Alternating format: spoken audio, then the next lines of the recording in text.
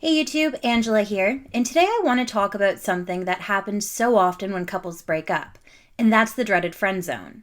Since you and your ex have a history together, it's normal to want to stay friends. However, if you're trying to win your ex back, then it's crucial that you don't allow yourself to slip into this area. When you do, it becomes so much harder to make him or her see you romantically. To help you avoid this gray area, I've put together some tips and explanations as to why the friend zone is a bad path to go down.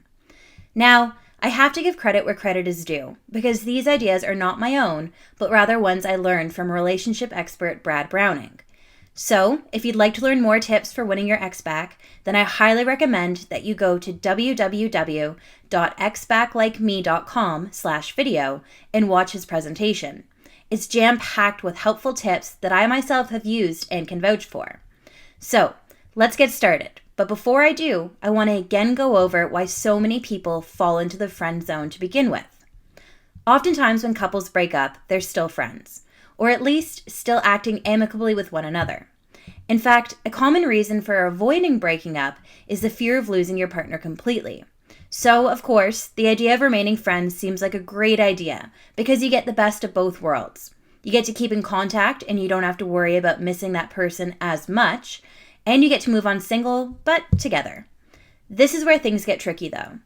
Yes, staying friends may seem like a great way to let go and move on comfortably, but if any part of you at all wants to get back together with your ex, then this isn't the route you want to go down. Here's why. My first reason for avoiding the friend zone is because it's important to cut off contact with your ex after the breakup. If you and your ex want to be friends, avoid it. Being friends allows him or her to keep you in your life as they work on getting over you.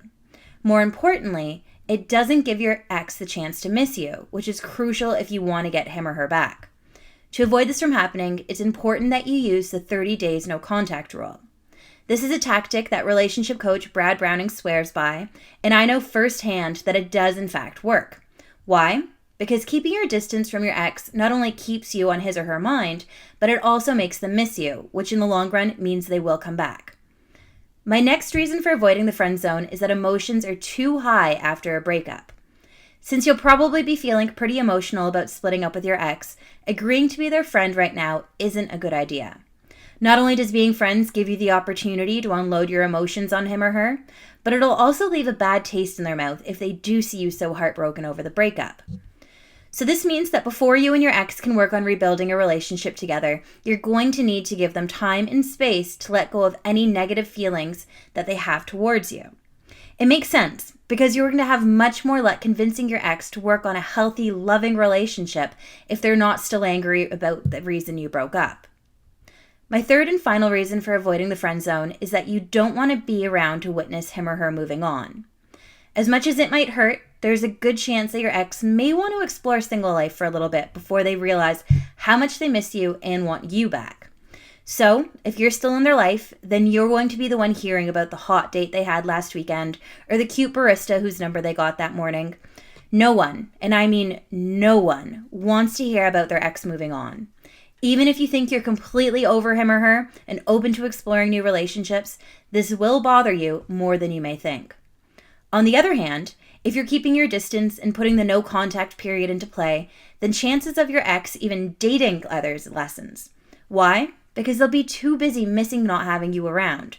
Or at the very least, they'll go on a few dates, but you won't have to hear about it, which believe me is for the best. This is a case where ignorance can be bliss. So again, do not fall into the friend zone trap. Well, there you have it. 3 reasons why you should always avoid being friends with your ex after the breakup. If you'd like to learn more tips for winning your ex back, then I highly suggest that you visit my site, www.xbacklikeme.com, and sign up for my free 7-part email course. In it, you'll find the articles I personally use to win my ex back, as well as reviews of the programs that I know work. I'll post the URL in the description below as well. In the meantime, if you have any questions about what I've covered in this video, then please feel free to post those in the comments and I'll do my best to respond to you.